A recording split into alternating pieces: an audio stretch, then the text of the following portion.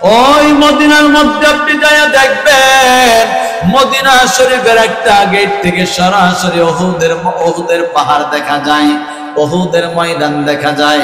সেখানের মধ্যে আপনি যখন যাবেন আপনার মনে হবে এই ওহুদ পাহাড় তো সেই ওহুদ পাহাড় যেই পাহাড়টা আমার নবীর দান মোবারক শহীদ হইতে দেখেছে। সুবহানাল্লাহ। আপনি ওহুদ পাহাড়ের মধ্যে যাইয়া চোখের পানিগুলো রাখতে পারবেন না। আমি ওই জায়গায় যাইয়া বলেছিলাম, পাহাড়, এই ওহুদ পাহাড় তোমার কিভাবে সহ্য হলো?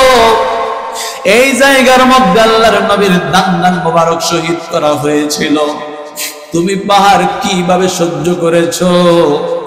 আল্লাহর নবীর গা মোবারকের মধ্যে আঘাত করা হয়েছিল, নবীর মাথা মোবারকের মধ্যে এমন জোরে আঘাত করা হয়েছিল, আল্লাহর নবীর টুপি মোবারক ভেঙে, লোহার টুপি মোবারক ভেঙে ভিতরের মধ্যে ঢুকে গিয়েছিল।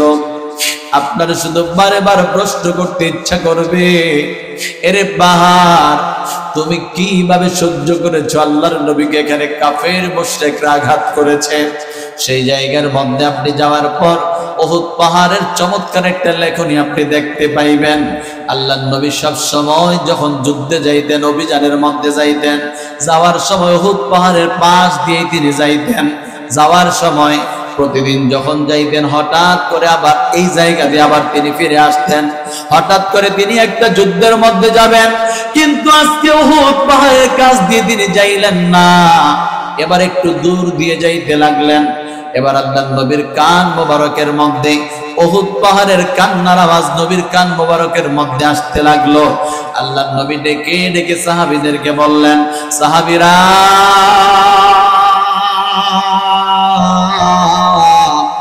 আমাদের যাওয়ার পথটা তোমরা ঘুরাইয়া ওহুদ পাহাড়ের নিকট দিয়ে যাও। ওহুদ পাহাড়ের নিকট দিয়ে আবার সাহাবায়ে কেরামগণ অনেক দূর পথ ঘুরে আবার যখন ওহুদ পাহাড়ের কাছ দিয়ে যাইতে লাগলেন, আল্লাহর নবী ওহুদ পাহাড়ের গায়ের মধ্যে ধরলেন, তো এরা ডেকে ডেকে সাহাবীদেরকে বললেন, সাহাবীরা ওহুদ পাহাড় আমাকে ভালোবাসে, আমি রাসূলও ওহুদ পাহাড়কে ভালোবাসি। সুবহানাল্লাহ। পড়ে আওয়াজ করে বলুন, ইয়া রাসূলুল্লাহ। আল্লাহ রাসূল সাল্লাল্লাহু আলাইহি সাল্লামের জন্য শুধু পাহাড় নয়, ওই মদিনায় গেলে দেখবেন এখন একটা উস্তুনে হান্নানা, যেই খেজুর গাছের ঠালের মধ্যে আল্লাহ রাসূল হেলান দিয়ে খুতবা দিতেন।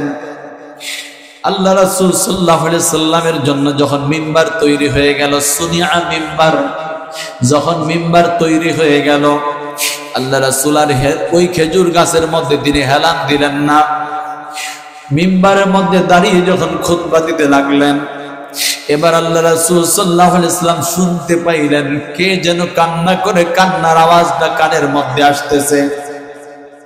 সাহাবায়ে কেরামগণ বললেন, 10 মাসের উটনি, 10 মাসের গর্ভবতী উটনিটা যেইভাবে ফুফাইয়া ফুফাইয়া কান্না করে, আমরাও তেমন একটা কান্না শুনতে পাইলাম। আল্লাহ রাসূল সাল্লাল্লাহু আলাইহি ওয়াসাল্লাম দেখে বললেন, সাহাবীরা গো, এই যে খেজুর গাছের ঠালটা, এই খেজুর গাছের যে একটা গুড়ি আছে, একটা খণ্ড আছে, এটা শুধুমাত্র আমি নবীর কারণে, আমি নবীর বিরহে কান্না শুরু করে দিয়েছে। জোরে জোরে বলুন না সুবহানাল্লাহ। আল্লাহ রাসূল সাল্লাল্লাহু আলাইহি ওয়াসাল্লাম যখন ওই খেজুর গাছের মধ্যে হাত রাখলেন, সাথে সাথে খেজুর গাছের কান্না বন্ধ হয়ে গেল। আল্লাহর নবী বললেন, কিয়ামতের ময়দানে এই খেজুর গাছটা যেহেতু আমি নবীকে ভালোবেসেছে, আমি নবীর সাথে জান্নাতে থাকবে। জোরে বলুন সুবহানাল্লাহ। চিল্লায়ে বলেন আল্লাহু আকবার।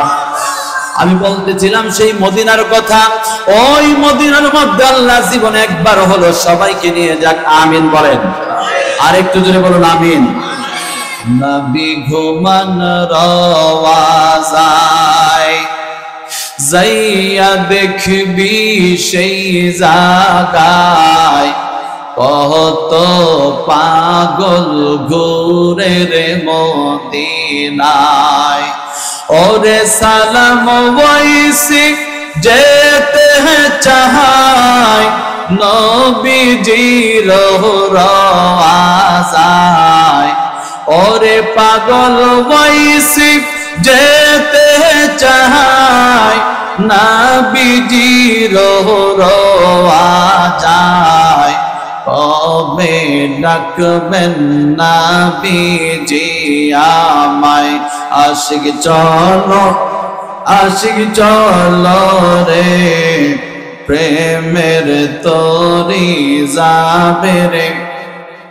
সবাই আশিক চলো আশিক চলো রে, প্রেমের তরি যাবে রে। জোরে জোরে বলুন না মারহাবা, আওয়াজ করে বলুন আল্লাহু আকবার। ফেরেশতারা বলবেন ইয়া রাসূলুল্লাহ, আপনার উম্মত এখন জান্নাতে চলে যাবে। উম্মতটাকে জান্নাতি ফেরেশতার হাতে যখন তুলে দেওয়া হবে, উম্মতটা জান্নাতে যেতে থাকবে। ফেরেশতারা সামনে, অর্থাৎ ফেরেশতাদের সাথে যাইতে থাকবেন। আল্লাহর নবী সামনে সামনে হাঁটবেন। উম্মতটার মনে মনে একটু চিন্তা হবে, একটু প্রশ্ন থেকে যাবে।